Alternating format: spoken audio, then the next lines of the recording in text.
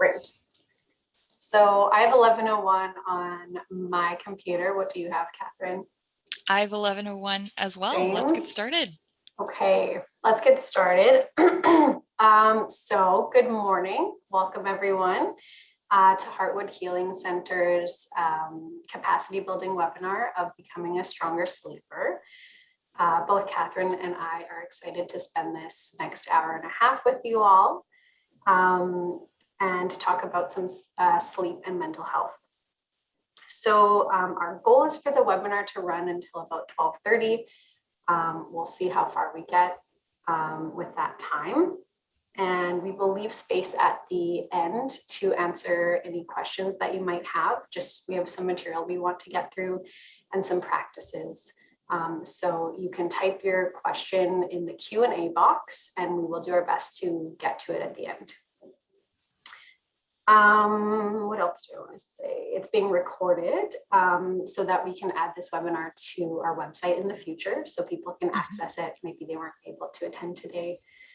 And we will also be sending out a resource list to participants, not today, but in the near future. So you can access kind of where we found all the material, point you in the right direction if you're needing extra info. So yeah, we'll be together for the next hour and a half. So please get comfy, maybe have your favorite beverage nearby if you need a blanket or a fidget toy, and really do what you need to do to take care of yourself over this next hour and a half. So maybe that looks like stretching, taking a break, logging out if this is not for you, and maybe having a pen and paper nearby. If you want to take notes to reflect on later, but maybe none of that fits, and that's okay. Anything else that you wanted to add for this first slide, Kathryn? Absolutely. We're getting some questions already, which is great. You guys are all on the ball. I just want to remind everybody that this is a Zoom webinar, which is a little bit different from a Zoom just meeting, So as a participant, as you all are, except for Jenna and myself, your screen and your audio are not available to us. So it is perfectly normal that you can't see your face and you can't hear your voice. Nobody can. You're just viewing it as a participant, as if you're watching TV. So in addition to that, participants can't see each other's names. So in that way, you're participating anonymously. The only way to connect with us as we go is through the Q&A. So if you go to the bottom, you'll notice there isn't a chat, there's just Q&A. That is your way of connecting. Your question is posted to just Jenna and myself, not the whole group. And what we'll do is we might not have time to see those questions until the end. So we might not get to your question till about 12 o'clock or something like that. But certainly if you feel like posting something, please do that. And then otherwise it remains anonymous. This is a little different. It's like watching TV and seeing Jenna and I here. So you can't see your face, and that's very normal. Thank you for adding that, Kathryn. Okay.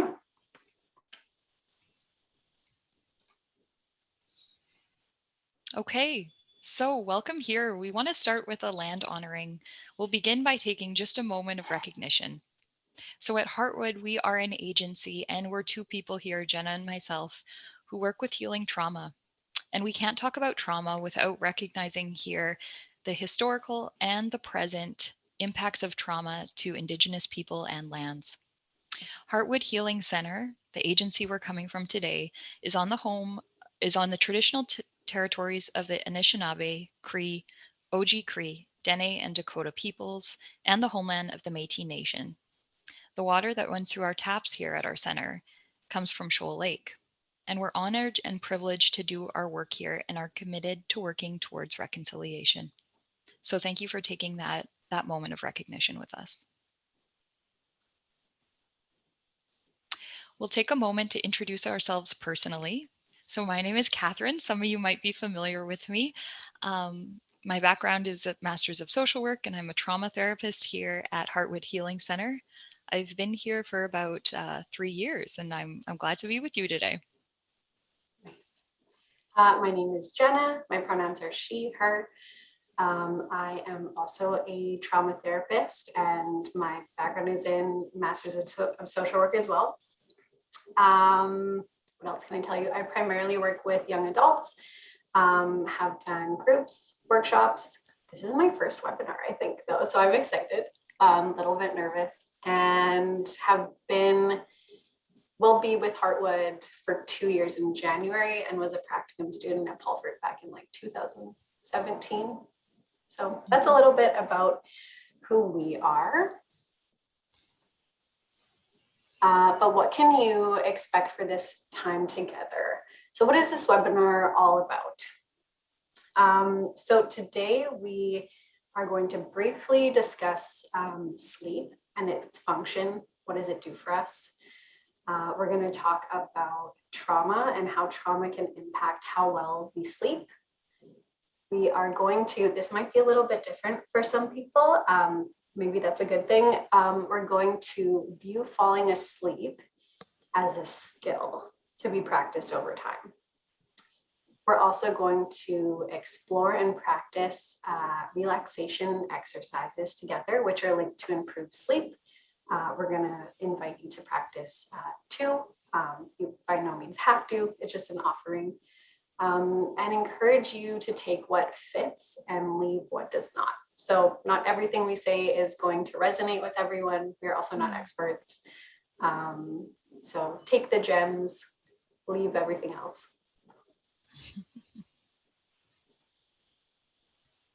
All right, so a little bit about today's framework. The lens from which we share today isn't about being an expert or giving advice.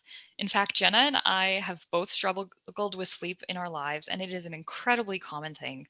We know that advice about sleep is all around us. You know, maybe at the doctor, in books, online, there's always someone telling you that sleep is important, and people have all kinds of different advice flying around. In that sense, we may not offer something new, but instead invite you to take a new lens where we focus on the process of becoming a better sleeper rather than the outcome or the success of it. So we're focused on the things we can't control when sleep can feel like something so out of our control sometimes. Being able to develop relaxation strategies is beneficial no matter what. And sometimes that can improve other areas of life to be able to have the skills to relax, including larger goals that you might have in therapy or when it comes to your own healing. Rest and relaxation is important no matter what. We'll also connect improving sleep and relaxation to all hours of the day, not just bedtime, not just at 10 p.m., 11 p.m. And this is to acknowledge the wisdom of our body's natural rhythms and view supporting good sleep at night as something we can set up all day through our habits. Take what works and leave the rest. We're all going to be different, but this is something we can work on anytime, anywhere. Very well said. Okay, so I'm going to briefly go over sleep and what we know. So sleep is a complex biological need, and it has mystified scientists for years. In the past, it was once thought that sleep was a time during the night when our brain totally shuts off and goes offline. We now know that that's actually not the case. And during sleep, our brains are actually quite active, working to process the events of the day. We know that sleep is a basic, critical biological need that is as important as food, water, and air. It allows the body to rest, repair, and regulate our vital symptoms. And on average, this was shocking for me to learn, we spend approximately 25 years asleep, or maybe a third of someone's lifespan. Also, what we know, and I think everyone can probably agree with, is with a good night's sleep, everything looks and feels better in the morning, and both the brain and the body are refreshed and ready for a new day.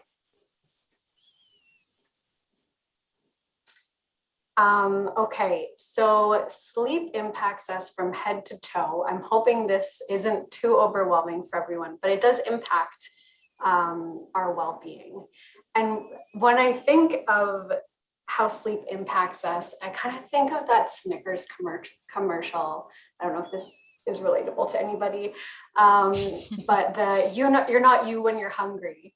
I am not myself when I am not well rested. I am a totally different person. My thinking is impacted, moods, behavior, and body. I'm probably more likely to stub my toe when I'm tired.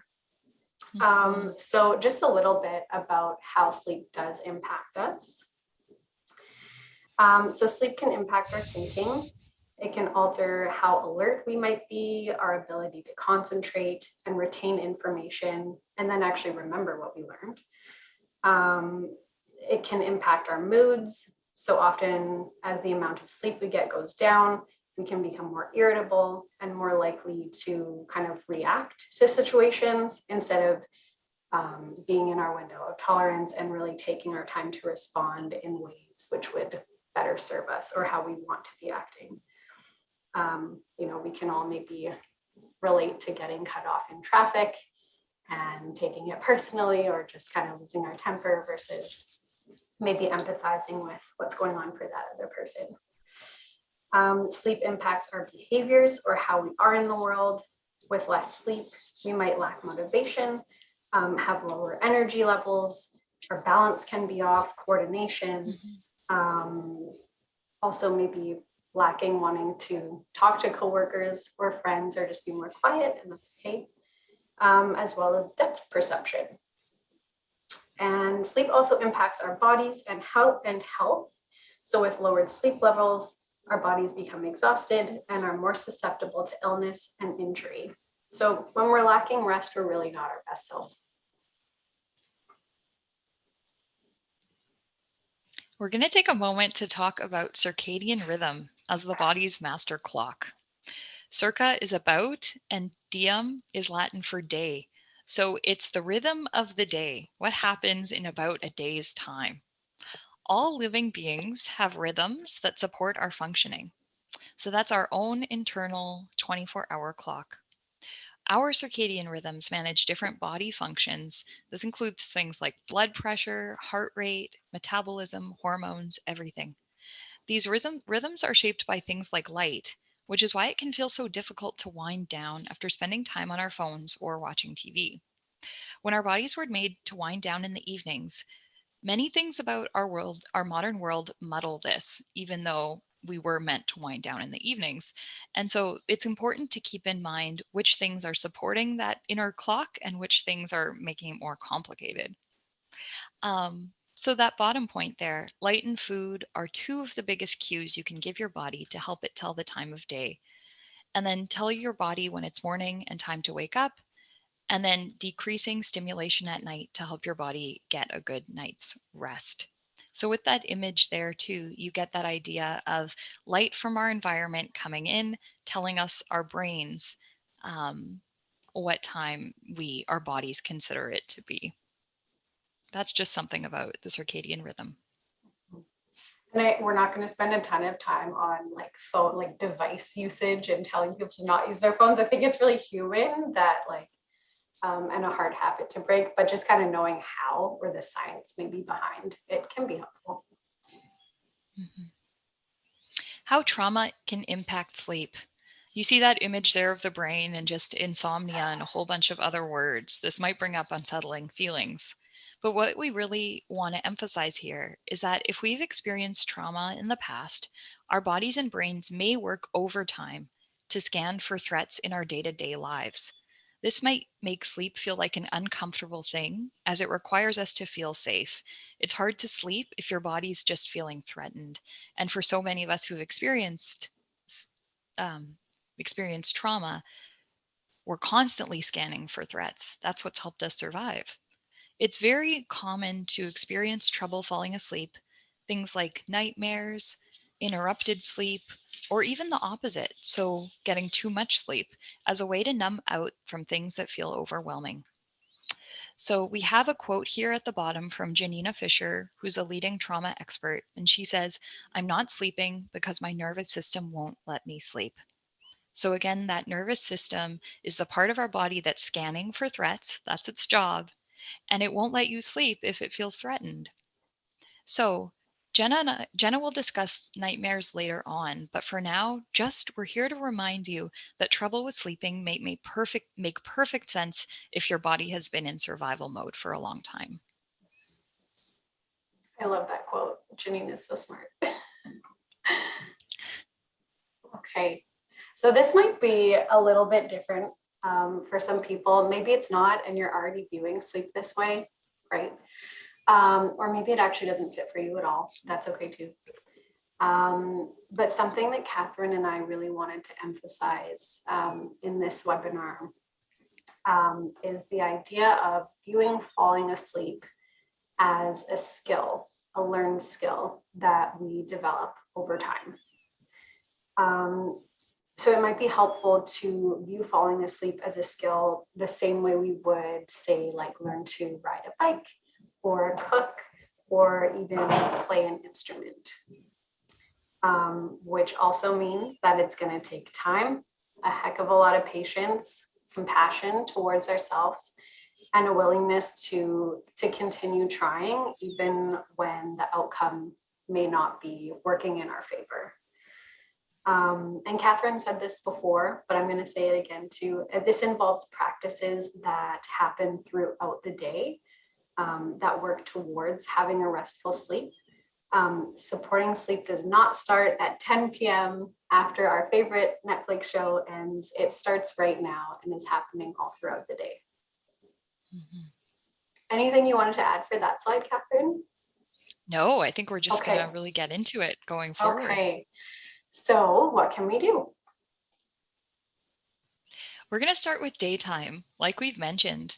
So our bodies crave routine.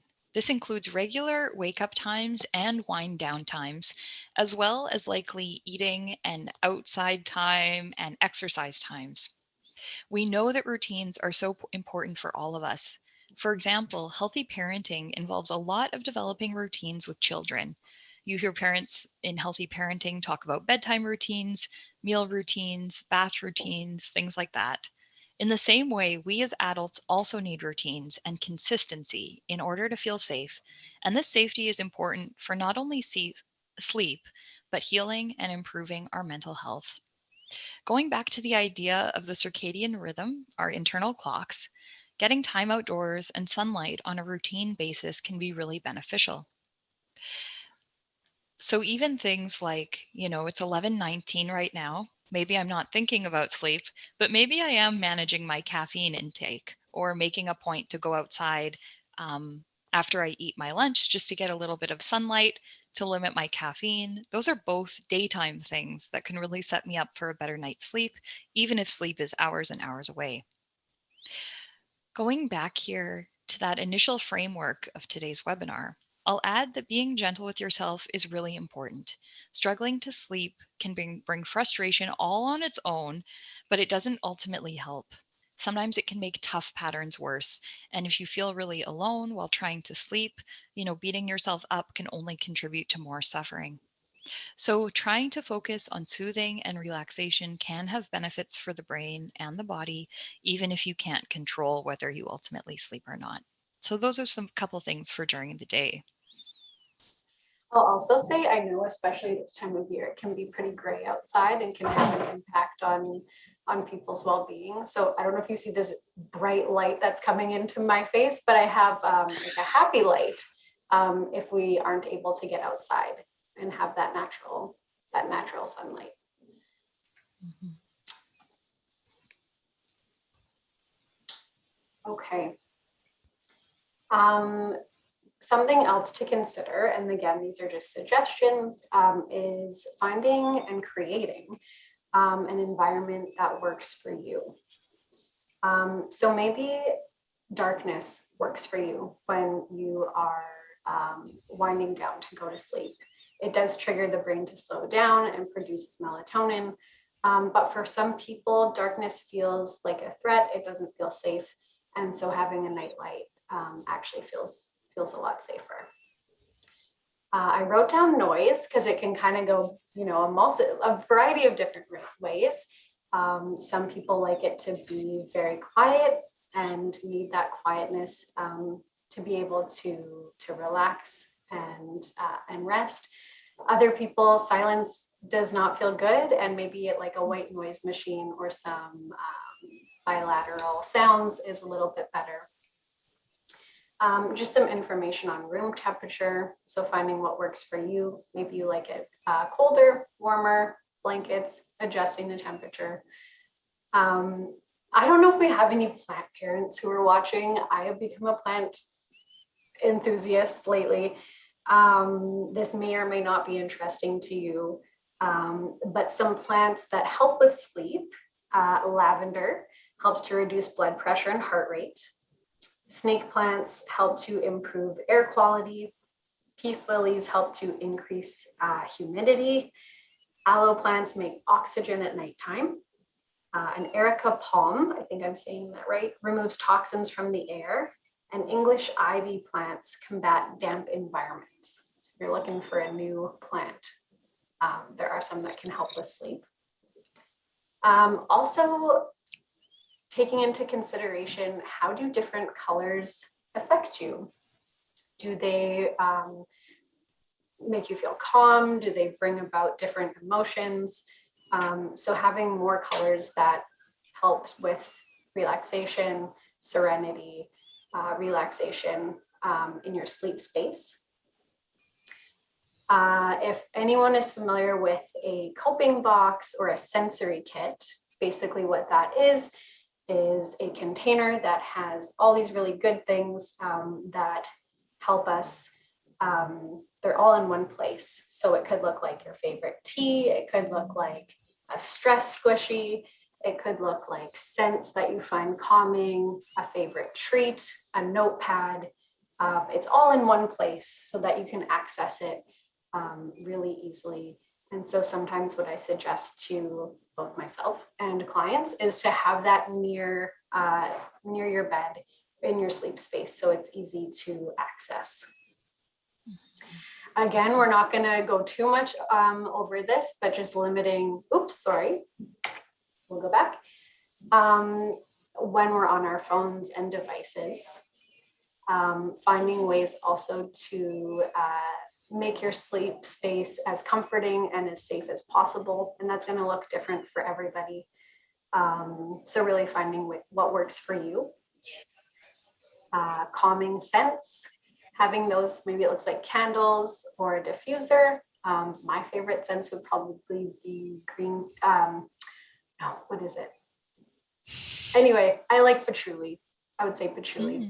And then also limiting bedroom activities to sleep and intimacy. Again, just some suggestions. All right. So I just want to note that there are some comments and questions in the chat. Thank you so much. We see them and we'll get to them in the end. So we talked a little bit earlier about things we can do during the day. We also want to talk about a wind down routine. These are all things that might be something just to try. I know people have all kinds of things on the go anyway, so they might not be feasible right now, but they are good to keep in mind. So it might feel good to set time aside before bed to just do something that feels pretty neutral. So not your most stressful chore of the day or your most difficult conversation, but instead just something that feels quite emotionally neutral. It might also feel good to just gain awareness of stress levels before bed. If there's something that you are dreading the next day, just acknowledge that. It's normal to feel that stress. Or if something happened during the day that left you feeling overwhelmed, maybe that's something to acknowledge too. Those things are incredibly impactful. So just being real if they're impacting you, that might go a long way. So we want to activate our parasympathetic system. So this is a big word, but I know earlier I was talking a bit about the nervous system, which is the system of our body that scans for threats. And the parasympathetic part, all you need to know about that right here is that that's the rest and digest level. So we want to be in that rest and digest stage, or the safe, where our bodies feel safe. We want to be there before bedtime, just so that we can really focus on winding down. You might want to engage in relaxing, stress reducing activities. So, if at all possible, this might be a good time to read a book or do something else you enjoy. And you want to be mindful of food, caffeine, and alcohol consumption before bed. So for each of these in particular, we know that digestion actually does take energy in the body. And so it's best not to eat a large amount of food right before going to bed, because that does actually give your body a lot to do. We know that caffeine stays in the body for hours and hours and hours. So if you do enjoy caffeine, you might want to experiment with when in the day you stop that. So for me, I know by 1 p.m., I'm stopping coffee, even though I absolutely love it. The other one here is alcohol consumption before bed. So again, we just want to remind you that these are all things that are pretty normal and they're coping behaviors. So we want to be gentle as we experiment with these different things. But ultimately, alcohol, even if for some people it feels like it helps you sleep, at the same time, scientifically, it lessens the quality of sleep. So the sleep that you have isn't as relaxing as it would be without alcohol. But again, here, as we talk about food, caffeine, and alcohol, these are all just things to be gentle with yourself about, because we know how easy it is to get really judgmental about our own habits. These are just a couple suggestions, and we'll leave it there.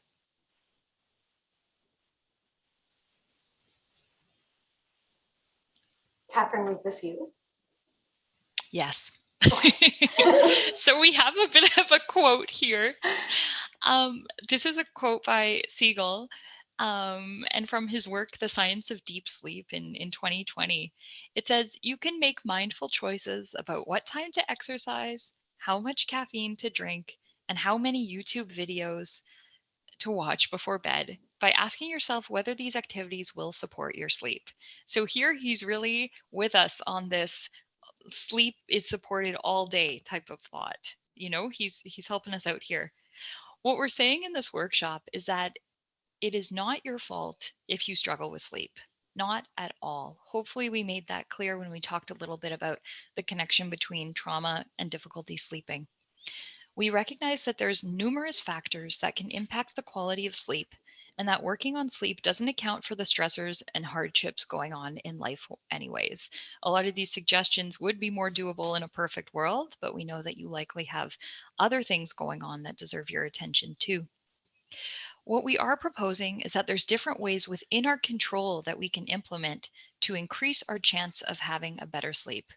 And even if these don't lead to the success that you want in the short term, developing skills to relax can feel really empowering and can make other activities in life feel a lot easier. So these are important skills no matter what. So Kathryn had mentioned nightmares earlier on in the webinar.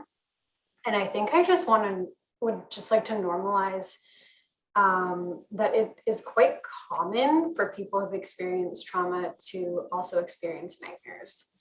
And I don't just mean bad dreams. I mean like those nightmares where we wake up and we have like a shortness of breath. Maybe we feel really hot or increased body temperature, sweating, muscle tension, and are left maybe feeling disoriented or confused. So that is really common. If you're experiencing nightmares, please know that you're not alone in this. And there's a quote here which kind of summarizes it a little bit too, is that nightmares aren't always exact replays of the traumatic event. Sometimes they replay the emotions that we might have felt during the event, such as fear, helplessness, and sadness. And kind of one theory, not sure if it's been proven yet, is that nightmares are a way for our brain to kind of try to unstick the trauma that we might have experienced. So just want to normalize, again, if you are experiencing nightmares, very common.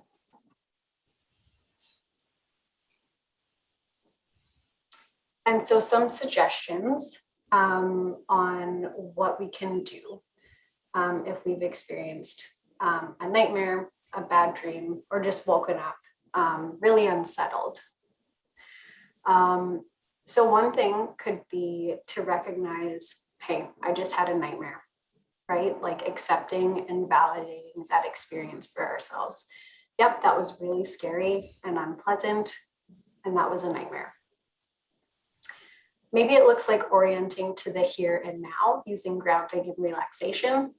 So what I mean by orienting to the here and now is coming into the present moment, using maybe some skills that you learned today, or we already all come with resources that we're already using.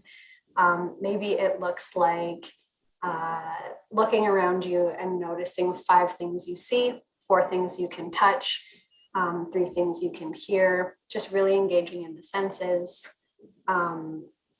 So finding ways to come into the present moment. That's why I talked about your favorite scent near the bed or that coping box. Maybe it looks like keeping a notepad near you where you sleep and just putting it all somewhere, like writing out kind of what came up for you, what you noticed, and then putting that notepad away so that you can try to go back to sleep. For some people, using a script to connect to the present moment can be really helpful. So an example of what I mean by a script could be, my name is Jenna, you fill in your name. The date is, what is the date? Wednesday, October 26th. It is 11:32 a.m. I'm 32 years old and I just had a nightmare, right? So just some facts about the current moment. Maybe it looks like actually getting out of bed, going into a different room. Maybe it's the bathroom, putting really cold water on you. Maybe doing some mindful stretches. Maybe it looks like walking around, but really getting out of that environment and leaving for a moment. And again, maybe it looks like having a calming object near you, or something that's really tactile. And these won't work for everyone, and that's okay. So this is exciting. We're moving on to the part of our webinar where you all get to participate. And again, just reminding you that no one can see your screen or hear your voice. So participating is absolutely your choice. So we're going to have 2 options that we're going to go through together.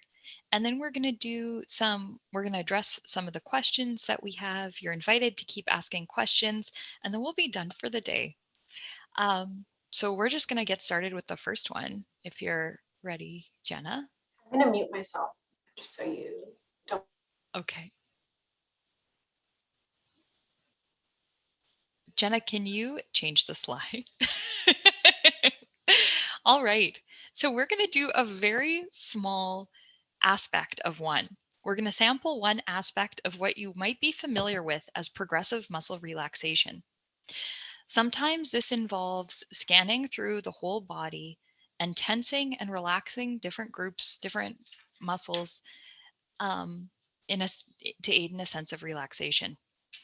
While scripts for this relaxation are available online, today we'll just get a feel for this by engaging just one muscle group area.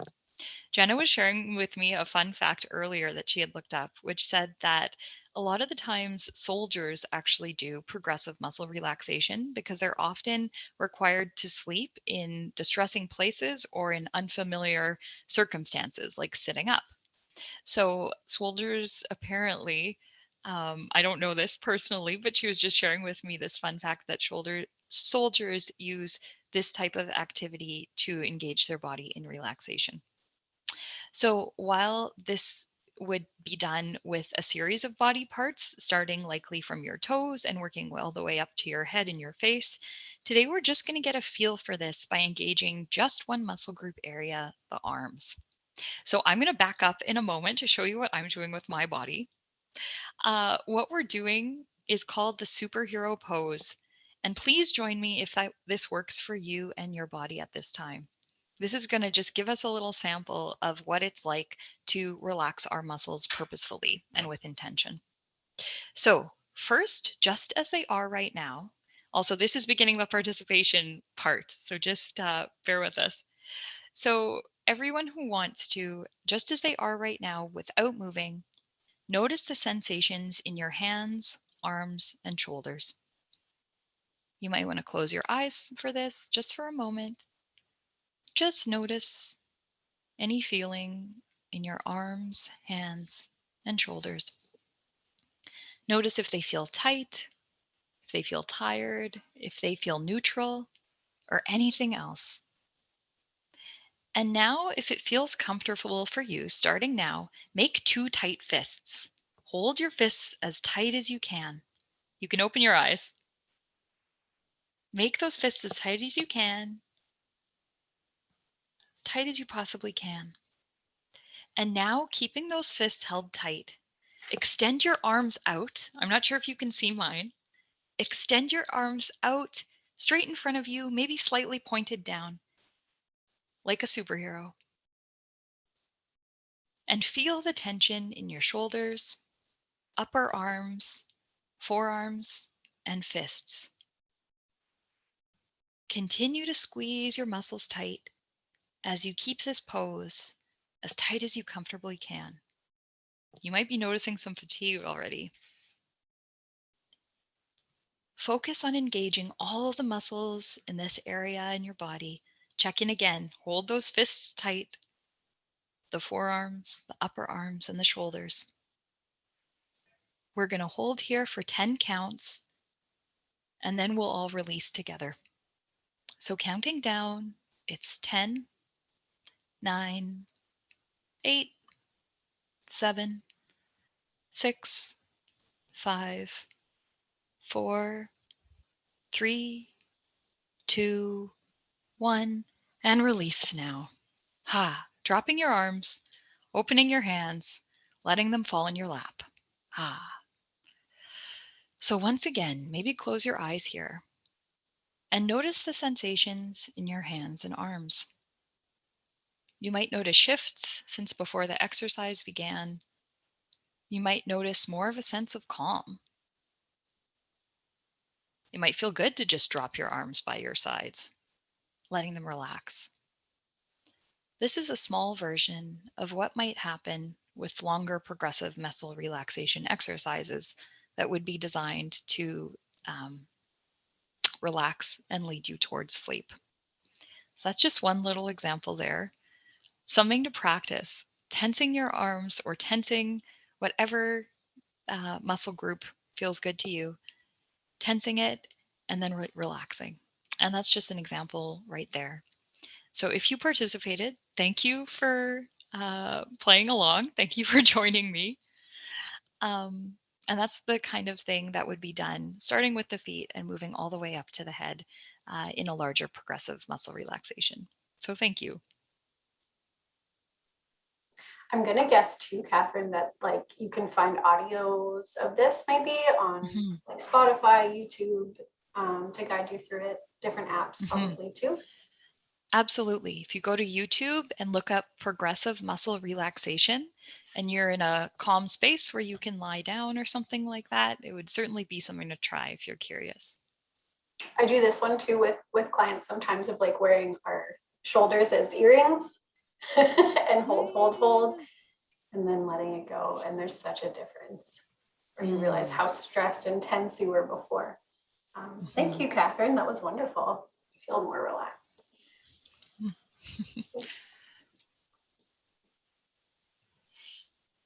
Okay, so this is our 2 of 2 exercises, relaxation exercises that we wanted to share with you today. Again, this is an invitation to try out something that may or may not be new to you. And if this doesn't fit for you, that is absolutely okay. Maybe finding another strategy or resource that fits your needs for right now. But this is probably one of my favorite exercises to use with clients. Yeah, if you want to participate, just try to follow along as best you can. And if you need to stop at any time, that's okay too. You can always rejoin if you want. So before we get started, I am just going to invite everyone to take a moment to find a comfortable position. So I don't know if you need to adjust or not. I'm going to slightly. And you can have your eyes opened or closed for this exercise, or you can even stare at a spot on the wall, or just have a gentle gaze. And so this is called developing a calm place. I invite you to imagine a place where you can feel calm, comfortable, and secure. Maybe it's a place that you've been to before, somewhere you dreamed about going to, somewhere you've seen a picture of, or just a peaceful place that you can create in your mind.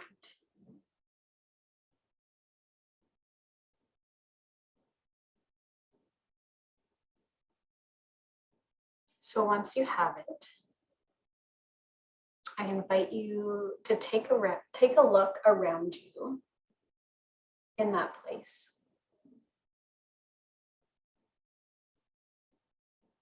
Maybe you do like a 360-degree view all around. And just noticing the colors that are around you. Noticing the shapes.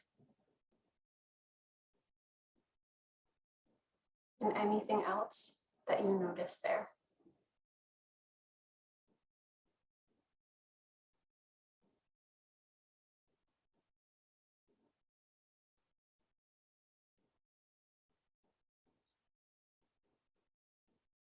Now I invite you to notice the sounds that are around you in that place, or perhaps the silence. Maybe you can pick up on sounds that are farther away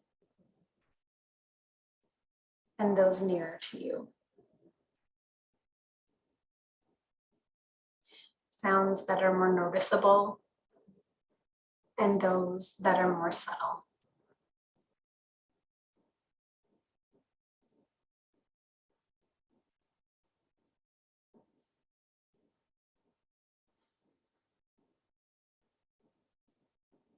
And while you're in this place, just noticing any smells that are there.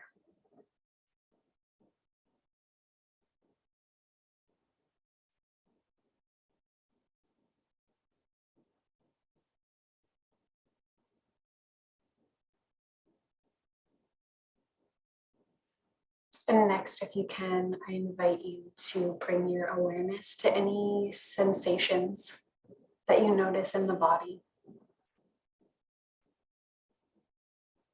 Maybe it's the earth beneath you or what is supporting you in that place. Maybe you notice temperature, any movement of air or a breeze, or anything else that you can touch.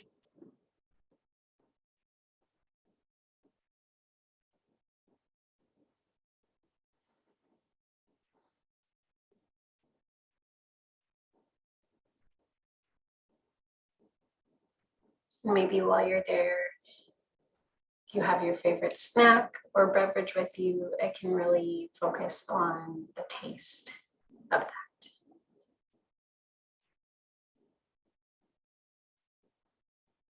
And then pulling it all together, just noticing what you see, what you hear,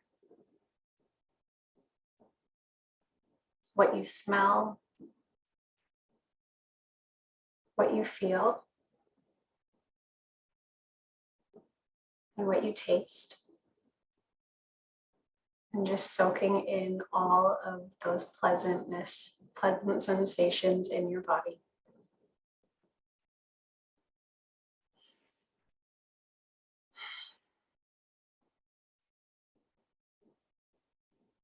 Maybe you give this place a name or a phrase that you can use to bring that image back anytime you want to or need to.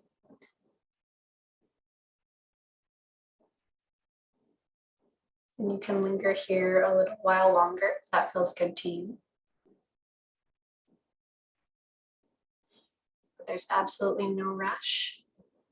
but as you feel ready, I invite you to begin bringing awareness back into your fingers and toes, maybe waking them up a little bit, giving them a bit of a wiggle. And then eventually bringing your attention back into the room and into the here and now, and back to the sleep webinar.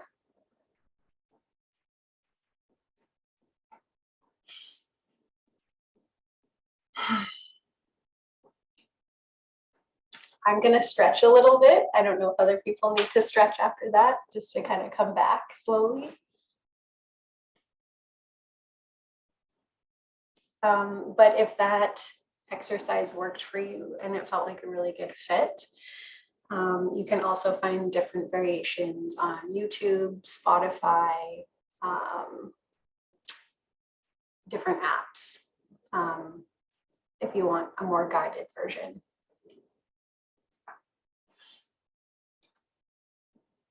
Okay. And if you didn't like it, you never have to do it again.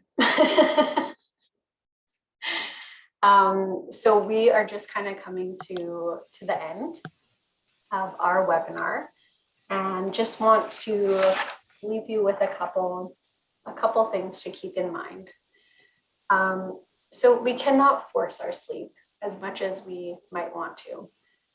In fact, the more stressed that we become about sleep and trying to sleep, it actually spikes our anxiety, and then we have more sleep difficulties, kind of creating a cycle.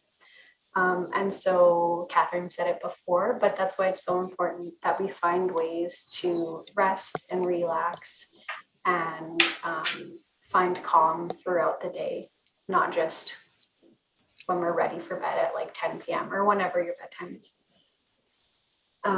Again, sleep is a skill that takes practice.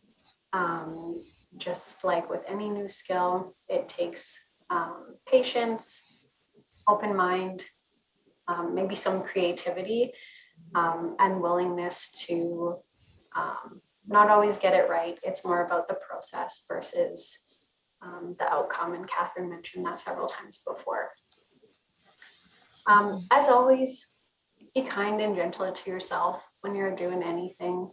I think the harder that we are on ourselves, it doesn't really help us to learn or grow in any way. So I'm always trying to say that, be kind and gentle to yourself as best you can, and don't give up. Anything else that you want to add for that slide, Kathryn? Well, I just want to thank you, Jenna, for putting it that way and for emphasizing even near the beginning that part of learning new skills is at first being bad at them, is being out of our comfort zone, doing things that are hard. Just like somebody learning to ride a bike for the first time, it is not going to be successful at first. So anytime you implement a new strategy, whether it's a new change in your environment, a new mindfulness exercise, you're likely not going to be great at it at first. So if it's something you still want to pursue, just remember that part of learning a new skill is not being where you want to be yet. And so that's a really important thing to keep in mind. I think all of you participating today are really showing a lot of courage and a lot of hard work to be working on something that so far is not coming easily. And that is no easy thing. So just being able to celebrate that you are working on yourself for wanting to improve your sleep. And that is a huge deal already. So if that already feels like something that you can take with you as you determine what might help your sleep, just notice that wanting to improve your situation speaks volumes about wanting to care for yourself. That's usually important. So we have at this point shared what we wanted to share with you. So now we're going to get to some of the questions, and it might be things where we're not really connecting the question to the person. So thank you all for asking questions. We're going to address them, but not share who they're coming from. We'll just use those as things that we can comment on, I guess. Does that sound okay, Jenna? Absolutely. Okay, so keep the questions coming. We do have lots of time right now. We're going to end between 12 and 12:30, and we'll just address some of those there. So starting with the first one, someone commented a little bit on feeling hard on themselves because they sometimes use sleep medication. I'm not sure if that means using sleep medication on a regular basis or just when they struggle with sleep. Um, and there's a couple ways that you can maybe address that. I'm not sure if you wanted me to comment, but I will just because you did share it, this participant. And I think it can be really easy for us when we're not sleeping to notice an inner critic. So I know for sure when I can't sleep, I really notice some self criticism coming up. Like, I can't believe it. You can't even sleep. Tomorrow's going to suck. All of this type of stuff. It sounds like this might be part of that when you say that you're hard on yourself for needing that sleep medication. I would just encourage you to feel comfortable noticing and bringing awareness to that inner sense of criticism. That might be something to just be mindful, just as you're mindful of the body. Um, so it might be worth practicing just noticing in a neutral way when you're feeling critical about yourself for using sleep meds. That might be an interesting place to start. Do you have any other thoughts on that, Jenna? No, I think that was very well said. I think, like we talked about, right, sleep is being a basic need for, survival. It's a biological need. We are not ourselves when we don't get sleep or a good night's rest. So I am for sleep meds if they help kind of get back into meeting that need, right? Um, yeah, and that it's not shocking that maybe that inner critic does come out when we're tired and judges a bit more. I think that's really human. Mm-hmm. Mm-hmm. Hopefully that kind of speaks to what that person was needing. Mm-hmm. Yeah. I see. Are we okay to go to the next one? Yeah. Okay. So someone wrote a happy light. Where do you get such a light? Mine was gifted to me. But I think if you Google it, I'm gonna guess like Amazon, probably Costco, like Walmart, any of those places. I can do some research on that though and include that in a resource list if that would be helpful. Do you know, Kathryn? Well, I just want to say it might be helpful for your search if you are looking. Sometimes they're called sad lamps. So it's funny that Jenna calls them a Oh, happy light I've switched the because name. That's funny. yeah, Yeah. sometimes they're called sad lamps and their sad is standing for seasonal affective disorder. So that's for people who experience more depression symptoms in winter. And for a lot of people, a big part of that is not getting the same sunlight they get in summer. So often they're advertised as a sad lamp because they can be really helpful for people in winter. However, they're great for anybody in the morning to just really remind your body of that inner clock. So not something to do at 8 p.m., something to do in the morning or daytime. They're often called sad lamps. Yeah. Good point. Yes. Yeah. Okay. Yeah. Um, Great. So we're going to move to the next question here. That's okay. Well, we just got a bit of a comment on, we have two comments actually about the plants, and I really encourage you to do that research. Um, it might be a matter of just investing in your own space. So plants are something that are just for you, right? They're not for your workplace or for other people in your life. It's just for you, just for improving your bed space. And so it's great if that really resonated with people. Absolutely. And one other person said that the info on plants, colors, and scents is something that they want to try. Absolutely. Be curious to know what scents resonate with people and colors and everything. Mhm, mhm. All right. So we have another question here, a great question. Someone's asking, is oversleeping as important to be mindful of as not sleeping? What a great question.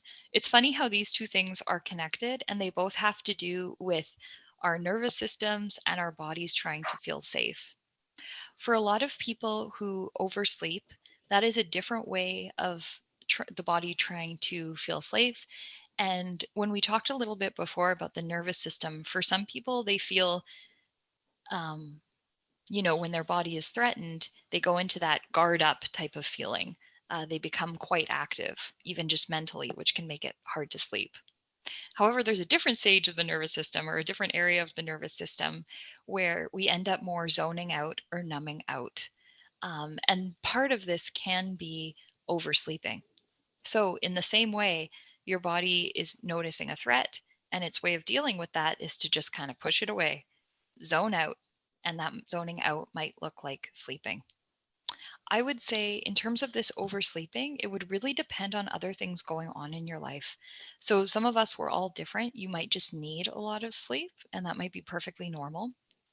But if it's something that doesn't feel right to you, or is um, impacting other things like work or your sense of time management, you might want to consider other things. And that would be something that you could talk about with your therapist. I also know for some people, oversleeping is just a symptom of depression. And so that's part of their depression experience. Um, Certainly incredibly valid. And that would be something to look at with your therapist as well. However, we would treat it the exact same in terms of using gentleness and just getting curious about what things you could change in terms of the process. What do you think, Jenna? Yeah, I think one thing I would add that we really didn't include in this because it is so personal is how much sleep each person maybe Mm-hmm. needs per night. Like I might need 8 or 9 hours of sleep, but you, Kathryn, might be totally okay with 6. So Yeah. am I oversleeping, or is that just what, my nervous system and my body needs at that time? Mm-hmm. Maybe finding, what appropriate amount of sleep actually works for each person is so different. And that's okay. Yeah. It's not a one size Mm-hmm. fits all. Mm-hmm. I would say part of that too is reminding us that healthy sleep is designed to make us more energized throughout the day. But if you're sleeping so much that you end up feeling kind of just lethargic and always sleepy during the day, that might be really something to consider talking to your doctor or therapist or another trusted support about, because that might speak to larger things going on. So if you're getting a ton of sleep and you're still feeling low energy, that's certainly something you would want to connect to a therapist or doctor about. So I hope that that answered that person's question. We're coming up at 12 o'clock and we have reached the end of our questions. So we're going to stay on for a couple moments, and I would just invite anybody who still has a question to just post it there in the Q&A. We'll take a couple minutes. We'll sit tight before ending because we do have time if anybody wants to add any questions. And those resources will be coming to you if you provided an email, so you can look further into something that might have sparked your interest. I will make sure to thank you for attending. We Thanks got for to being thank with you. us. Woohoo. We got to thank you. That's what Jenna's responding Oh, to. right. I forgot that people can't see. I'll include that. I'll do some research on sad lamps and include that in the resource list too. Mm-hmm. Mm-hmm. Actually, I'll mention one housekeeping thing too. Oh, here we go. We have another question about thoughts about white noise. So, I guess I would just comment about white noise that needing white noise is perfectly okay if that's what works for you. Um, Everybody will have different things that make their body feel safe. So for some people, it's totally quiet and they want to wear earplugs. For some people, having white noise on or a noise machine of any sort will make them feel safe. So it's all up to you. What do you think, Jenna? I can only really speak for myself. You kind of did for what might work for other people. I think at first I didn't like white noise, and then found it could drown out other noises. So I'm actually comforted by the sound of white noise now. I think that was even a process though, for me, but it works for me at times. I'll say that. Yeah. There's All different. right. Oh, sorry. I was just gonna say there's different No. different types of waves, that like beta waves, like different Spotify playlists that have different frequencies. that can help with different like relaxation states too. And I just want to add that your questions are so considerate and they show how seriously you take sleep. And I see you all working hard, looking up plants and scents and lamps and all these different things. And I just want to remind you again of the message of today, which is that, anything that you do to improve relaxation will benefit multiple areas of your life, regardless of how quickly sleep happens for you. So all the hard work that you're putting into improving your sleep will benefit no matter what. Yeah. If anybody wants to keep asking questions, that is open. I just want to add one housekeeping. I want to add one housekeeping thing. Oh, and we got a comment, thank you. So thank you for commenting that. I want to comment. So you should have all received email from our agency, probably from our front desk administrative person, Michaela. That's where you will receive a resource list. The other thing that you'll receive is an evaluation. So this just came to my mind today, Jenna. You will be given an evaluation form to fill out. And this is really important. So it'll be emailed to you and then you email it back. It doesn't go to us, it goes to our front desk person. So we really encourage you to fill that out and to be really honest about how this was for you.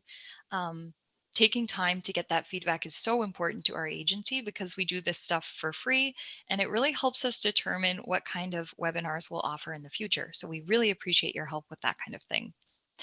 So that will be coming your way through email. We've got one more question here.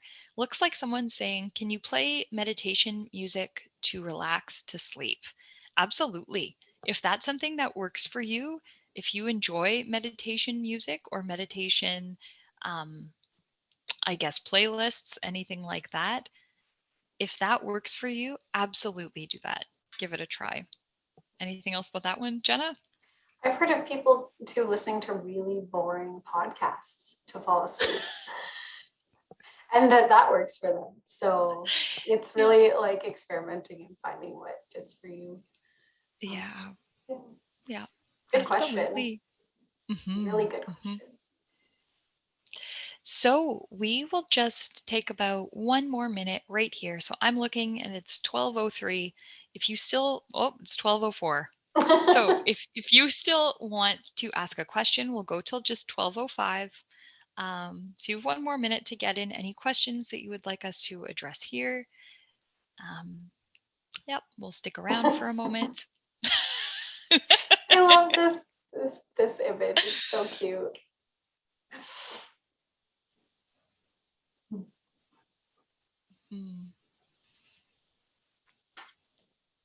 Wonder too if there's an area that someone hoped we had explored that we didn't. Feel free to put that in the evaluation too, right?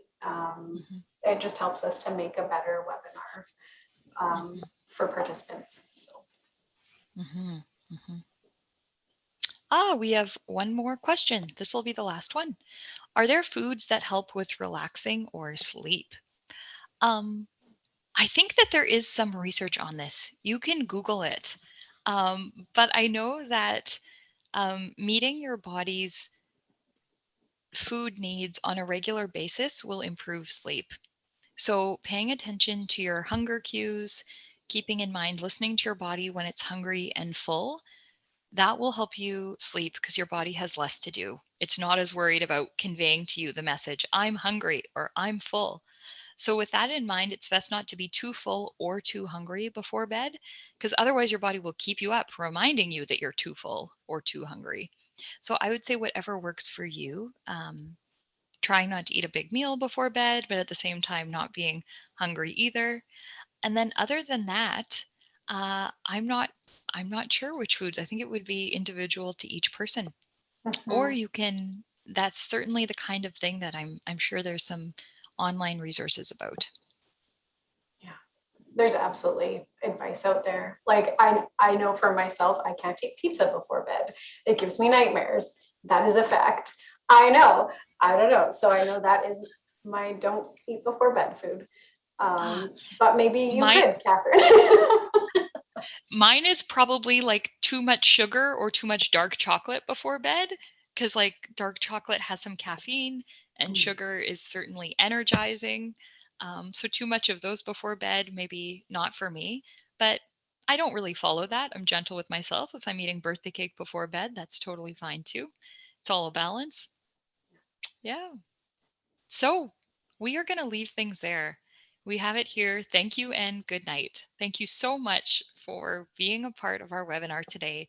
We didn't get to see your faces, but we did get to see you interacting in the comments. Thank you for participating in that way. And we'll be in touch soon in terms of the resources and that evaluation. Anything else here, Jenna? No, I think you said it beautifully. Thanks everyone for spending this last hour with us and being curious about sleep and mental health. So thank you. And I hope that you have a wonderful rest of your day. Okay. Goodbye, everyone. We'll end right here.